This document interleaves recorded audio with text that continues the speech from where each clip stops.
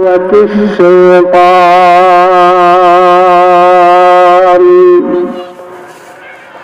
إنه لكم عدو مبين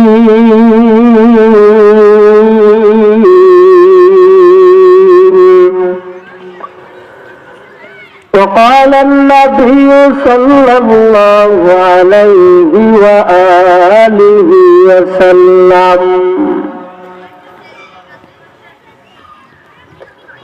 إن الدين عند الله الإسلام أو كما قال عليه الصلاة والسلام সকলে দুরূদ ইব্রাহিম পড়ি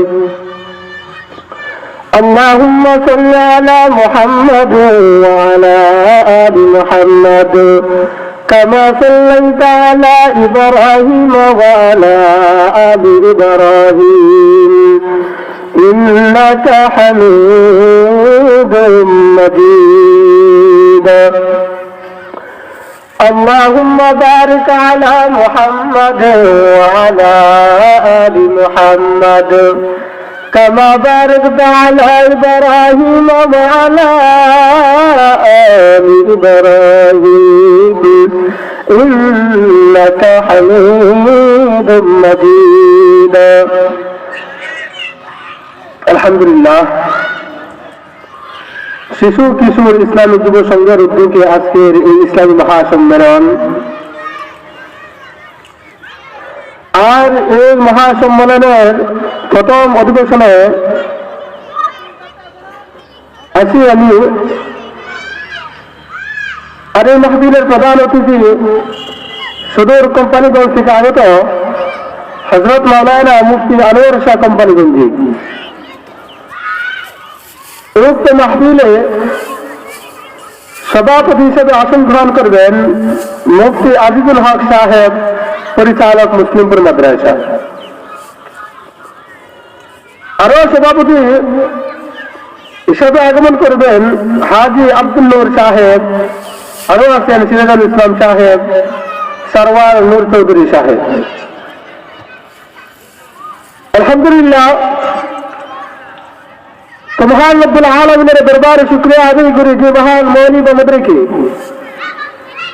দুনিয়ার বিভিন্ন জায়গা থেকে বাড়ি করিয়া এমন এক ইসলামী মসজিদের মধ্যে আসার এবং বসার তৌফিক দান করেছেন। এই জন্য মহান মৌলীদের দরবারে মনকে উজাড় করি আল্লাহ রব্বুল আলামিনকে খুশি করার জন্য সকলে বলে আলহামদুলিল্লাহ। মহান রব্বুল আলামিন যদি আমাদের উপর মায়া না হইতো তাহলে এমন এক মজলিসে আসার এবং বসার তৌফিক আমাদের হতো না, ঠিক কিনা? দেখেন, আমাদের মতো কত মানুষ আছে যারা রাস্তাঘাটে ঘোরাফেরা করতেছে, ওদের তো আড্ডা মারতেছে, কিন্তু মহান রব্বুল আলামিন আমাদের উপর মায়া হয়ে সুবিধা এখানে আসতে পেরেছি। যাই হোক, সময় স্বল্পতা থাকার কারণে আমি আর এদিকে কত লম্বা করতে চাই না, অর্থাৎ আমি আমার মূল পয়েন্টে চলে যাব। আমি আপনাদের সামনে মহাগ্রন্থ আল কুরআন থেকে একখানা আয়াত পড়েছিলাম এবং পয়গম্বর আলম সরকার মদিনা আবু জাহলের বাদশা নবী সম্রাট নবী মুহাম্মদুর রাসূলুল্লাহ সাল্লাল্লাহু আলাইহি ওয়াসাল্লামের হাজার হাজার হাদিসের ভান্ডার থেকে একখানা হাদিস পাঠ করেছিলাম। উক্ত আয়াত এবং হাদিসকে সামনে রেখে আমি আপনাদের সামনে কিছু কথা বলবো, মহান রব্বুল আলামিন যদি আমাকে তৌফিক দান করেন। মহান রব্বুল আলামিন উক্ত আয়াতের মধ্যে কি বলেন? ইয়া আইয়ুহাল্লাযীনা আমানু দুখুলু ফিস-সিলমি কাফা। ও দুনিয়ার পৃথিবীর আল্লাহর গোলাম, আল্লাহ রাব্বুল আলামিন পৃথিবীবাসীদেরকে বলতেছে, পৃথিবীবাসীগণ শুনে রাখো, আমি রাব্বুল আলামিন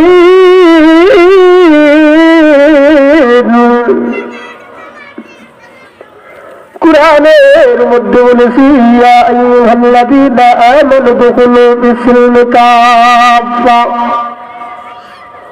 ও দুনিয়ার মুসলমান আল্লাহর গোলাম, তোমরা পরিপূর্ণরূপে ইসলামের ভিতরে প্রবেশ করো। পরের অংশের মধ্যে মহান রব্বুল আলামিন বলেন ওয়ালা তাত্তাবিউ খুতুওয়াতিশ শাইতান, আর তোমরা শয়তানের অনুকরণ করিও না।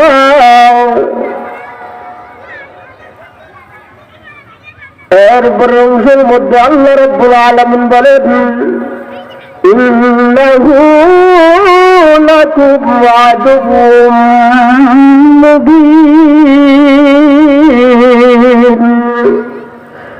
কারণ শয়তান তো তোমাদের প্রকাশ্য শত্রু। দেখবেন শয়তান তোমাদের পিছনে 24 ঘন্টার মতো 24 ঘন্টা লেগে থাকে। যখন তুমি ভালো কাজ করতে চাইবা তখনই শয়তান তোমাকে বাধা দিবে। যখনই তুমি নামাজের দিকে রওনা হইবা শয়তান তোমাকে বাধা দিবে। যখন তুমি হজের দিকে রওনা হইবা শয়তান তোমাকে কুপরামর্শ দিবে। না না না,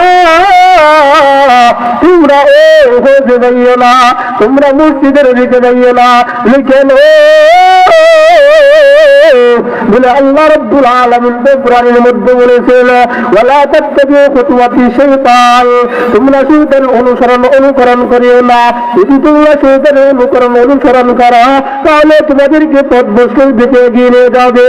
এই জন্য আল্লাহ রাব্বুল আলামিন তোমাদেরকে ঘোষণা দিয়ে বলতেছে হে দুনিয়ার মুসলমান, হে দুনিয়ার মুসলমান আল্লাহর গোলাম, আল্লাহ রাব্বুল আলামিন এত সুন্দর করে বলার ভার তার করে তোমরা বুঝো না। আল্লাহ রাব্বুল আলামিন আমাদেরকে যে এমন এক ধর্ম দিয়েছে সেই ধর্মের নাম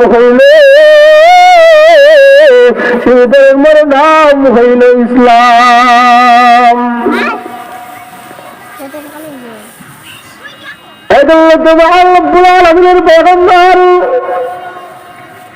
দুজাহানের বাদশাহ নবী সম্রাট নবী মুহাম্মদ রাসূলুল্লাহ সাল্লাল্লাহু আলাইহি ওয়াসাল্লাম বলেন ইন্না দ্দীনা ইনদাল্লাহি ইসলাম। সুবহান রাব্বুল আলামিনের নিকট সবচেয়ে পছন্দ এবং মনোনীত ধর্ম হইল ইসলাম। আর ওই ইসলামের জন্য পয়গম্বরে দু আলম সরকারে মদিনা দুজাহানের বাদশাহ নবী মুহাম্মদুর রাসূলুল্লাহ সাল্লাল্লাহু আলাইহি ওয়াসাল্লাম কি ঘোষণা করলেন? পয়গম্বরে দু আলম ও ইসলাম ধর্মকে সাজাইতে অনেক সময় লেগেছে। পয়গম্বরে দু আলম সরকার মদিনা দুজাহানের বাদশাহ যখন ইসলাম ধর্মের জন্য দাওয়াত দিতে যায় তখন পয়গম্বরে দু আলমের উপর অনেক বাধা বিপত্তি আসে যায়, কিন্তু পয়গম্বরে দু আলম কিছুই বলেন না। কেন? এখন আপনাদের মনে প্রশ্ন দেখতে পারে আল্লাহর পয়গম্বরের রাসূল তার বলে পয়গম্বর কিছু বলেন না। কেন বলেন না জানেননি? আল্লাহ রাব্বুল আলামিন তো অন্য আয়াতের মধ্যে বলেছেন ওমা আরসালনাকা ইল্লা রাহমাতাল লিল আলামিন।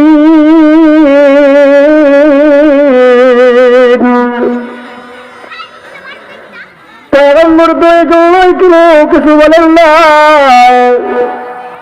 কারণ পয়গম্বর তো দুনিয়াতে পাঠাইছেন সমগ্র পৃথিবীর জন্য রহমত হিসাবে। এই জন্য পয়গম্বর কাউকে কিছু বলেন না। আল্লাহর পয়গম্বর ওই দিনের জন্য কত কষ্ট করলেন, কিন্তু আজকে আমরা এমন মুসলমান যে মুসলমান ইসলাম ধর্মকে ভুলে যায় অন্য ধর্মের দিকে দাবিত হইতেছি, কিন্তু পয়গম্বর বললেন কি, আর আমরা ওই পয়গম্বরের উম্মত হইয়া করলাম কি? আল্লাহর রাসূল সাল্লাল্লাহু আলাইহি ওয়াসাল্লাম বলেন, ও আমার উম্মতের দল, ইসলাম ধর্ম তো দুনিয়াতে এমনি এমনি আইলায়, ইসলাম ধর্ম দুনিয়াতে তো এমনি এমনি আইলায়। ও ইসলাম ধর্মের জন্য আমি নবী কত কষ্ট সহ্য করলাম, তোমরা যদি তা দেখবা তোমরাও হতাশ হয়ে গেলেন। আরে নবীর উম্মতের দল, আল্লাহর পয়গম্বর তো দুনিয়াতে কোনো গুনাহ করে নাই। আল্লাহর পয়গম্বর যে দুনিয়াতে ৬৩ বছর কাটাইছে, ওই ৬৩ বছরের মধ্যে আল্লাহর পয়গম্বর তো গুনাহ করে নাই। আল্লাহর পয়গম্বর এমন মানব দিলেন, যেই মানব দুনিয়াতে আর প্রেরণ হবে না, আর হইবে না, কিন্তু ওই পয়গম্বরের উম্মত হইয়া আমরা এমন কাজ করলাম।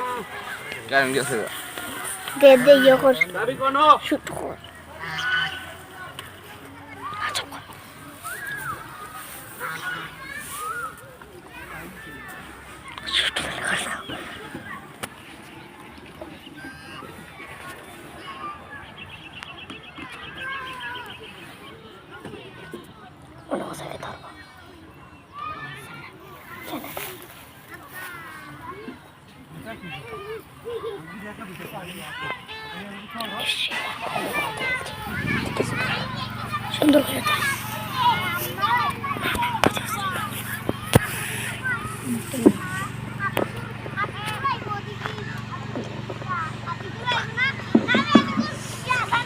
কিন্তু ওই পয়গম্বরের উম্মত হইয়া আমরা দুনিয়াতে কি করলাম?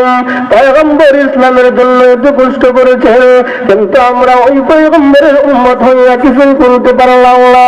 যখন ইসলামের দাওয়াত নিয়ে যায়, যখন কোনো মানুষ আমাদেরকে কিছু বলে, তখন ওই ইসলাম ধর্ম থেকে বিমুখ হয়ে যায়। ও দুনিয়ার মুসলমান আল্লাহর গোলাম, এমনটা হইলে চলবে না। কিন্তু পয়গম্বর কত দিনের জন্য কষ্ট করলে তাকাইয়া দেখেন, পয়গম্বর দু আলম সরকার মদিনা দু জানের ব্যবসা যখন তাইফের ময়দানে যায় ও ইসলাম প্রচার করার জন্য, কিন্তু তাইফের তাইফের কাফির মুশরিকরা আল্লাহর পয়গম্বরকে ছিলেন না, আল্লাহর পয়গম্বরকে পাগল পাগল বলে ডাকে। কিন্তু পয়গম্বর এমন সময় রাগ হন নাই, তিনি কেন আমার পয়গম্বর তো এমন পয়গম্বর যেমন আল্লাহ রাব্বুল আলামিন চাইছে, ঠিক তেমনি ভাবেই পয়গম্বরকে আল্লাহ সৃষ্টি করেছেন। পয়গম্বর দু আলম ও ইসলামের দাওয়াত নিয়ে যখন তাদের ময়দানে হয়ে যায়, এমন সময় কাফির মুশরিকরা পয়গম্বরের ঘর পাথর নিক্ষেপ করেছিলেন, পাথর নিক্ষেপ করেছিলেন, কিন্তু পয়গম্বর এমন সময় কিছু বলেন নাই। পয়গম্বর উদাসীন মত পয়গম্বরের ভিতরে এমন এক চিন্তাই ছিল যে আল্লাহ রাব্বুল আলামিন তো আমাকে দুনিয়াতে প্রেরণ করলেন, কিভাবে দুনিয়াতে শান্তি আনা যায়, কিভাবে দুনিয়াতে শান্তি আনা যায়, আর কিভাবে পাশে সৃষ্টি দুনিয়াতে না হয় এমন রাস্তা দেখানোর জন্যই তো আমাকে প্রেরণ করলেন। কিন্তু পয়গম্বরের দু আলম যখন তাইফের ময়দানে গেলেন, তাইফের ময়দানে পয়গম্বরে দু আলম এক মাস ইসলামের দাওয়াত দিয়েছিলেন, কিন্তু ওই দাওয়াতের কাফির মুশরিকরা পয়গম্বরকে ছিল না, পয়গম্বরকে পাগল পাগল পাগল বলে ডাকে, কিন্তু পয়গম্বর কিছুই বলেন না। আল্লাহর পয়গম্বর যখন ইসলামের দিকে তাদেরকে দাওয়াত দেয়, তখন কাফির মুশরিকরা আল্লাহর পয়গম্বরের কথা নিয়ে ঠাট্টা বিদ্রোহ করে, আল্লাহর পয়গম্বরকে গালিগালাজ করে। আর পয়গম্বর তখন কিছুই বলেন না। যখন বিগত 1 মাস ওই তায়েফের ময়দানে ইসলামের দাওয়াত দিতে শুরু করলো, কাফির মুশরিকরা ইসলামের ভিতরে আসতে পারল না।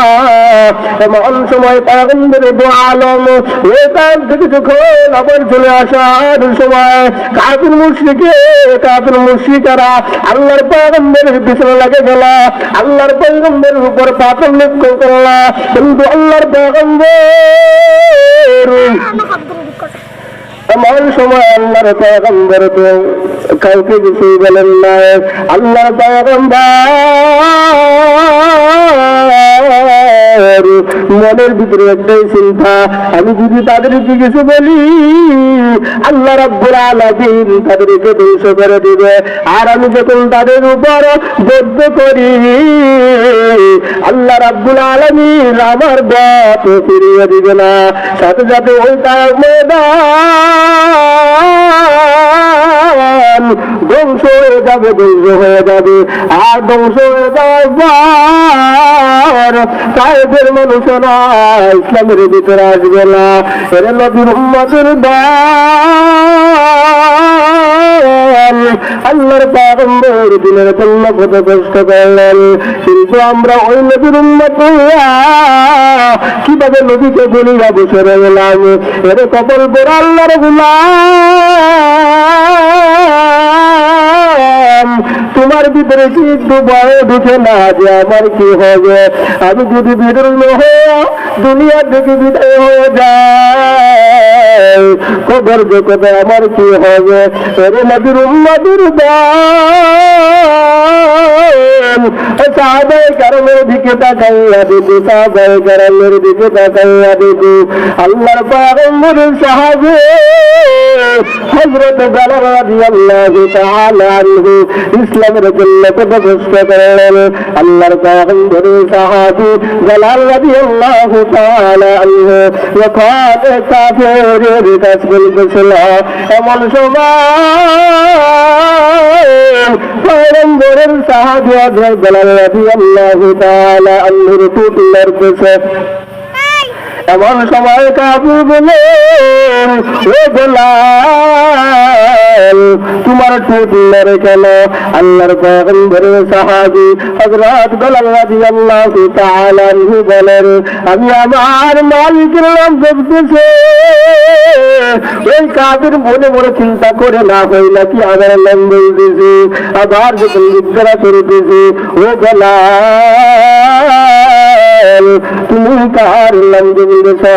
তখন বেলাল ডাক দিয়ে বলেন, আমি আমার আল্লাহর নাম জপতেছি। বলে কোন মালিক? তখন বেলাল রাদিয়াল্লাহু তাআলা আনহু দেখে ওঠেন, আমাকে যে সৃষ্টি করেছে, আমাকে যে সৃষ্টি করেছেন ওই মালিকের নাম জপতেছি। এমন কথা বলার পর বেলাল রাদিয়াল্লাহু তাআলা আনহুকে ওই কাফির মুশরিকরা এমন শাস্তি দেওয়া গেল। আল্লাহর পয়গম্বরের সাহাবী তখন ইসলাম ধর্ম থেকে দূরে ভয় নয়, এমনটা ছিল সাহাবায়ে কেরামের ঈমান। কিন্তু আমরা এমন মুসলমান, যখন কোনো মানুষ কোনো বেদুর্মী আমাদেরকে দুনিয়া থেকে তাড়ানোর ভয় দেখায়, তখন আমরা ইসলাম থেকে বিমুখ হয়ে যায়। না না না না না না না, এরকমটা হইলে চলবে না। যেহেতু আমরা দুনিয়াতে আসছি, আবার চলে যাব। আল্লাহর পয়গম্বর সাল্লাল্লাহু আলাইহি ওয়াসাল্লামের আদর্শের অনুসারী হতে হবে। পয়গম্বর আমাদেরকে যে রাস্তা দেখাইছিল ওই রাস্তার অনুসরণ করতে হবে, তাহলে আমরা রাসূল আকরাম সাল্লাল্লাহু আলাইহি ওয়াসাল্লামকে সঠিকভাবে চিনতে পারব। আল্লাহর পয়গম্বর অন্য এক হাদিসের মধ্যে বলেন, দুনিয়া সিজনুল মুমিন ওয়া জান্নাতুল কাফির। কারণ দুনিয়াটা হইলে মুমিনদের জন্য একটা জেলখানার মতো, আর কাফির মুশরিকদের জন্য হইলে জান্নাত। ওই কথার ব্যাখ্যা কি তারে বাবা? ওই কথার ব্যাখ্যা হইল কাফের মুশরিকেরা দুনিয়াতে যা চায় তাই করতে পারে, কিন্তু যারা প্রকৃত মুসলমান, যারা ইমানদার, যারা পাক্কা ইমানদার, তারা কখনো মজা মন চায় তা করতে পারবে না। এজন্য পয়গম্বর দু আলম হাদিসের মধ্যে সুস্পষ্ট ভাষায় বলে গিয়েছেন, আদ-দুনিয়া সিজনুল মুমিন ওয়া জান্নাতুল কাফির। কাফিরদের জন্য হইল দুনিয়াটা জান্নাত, আর মুমিন যারা আছে তাদের জন্য হইল দুনিয়াটা একটা জেলখানার মতো।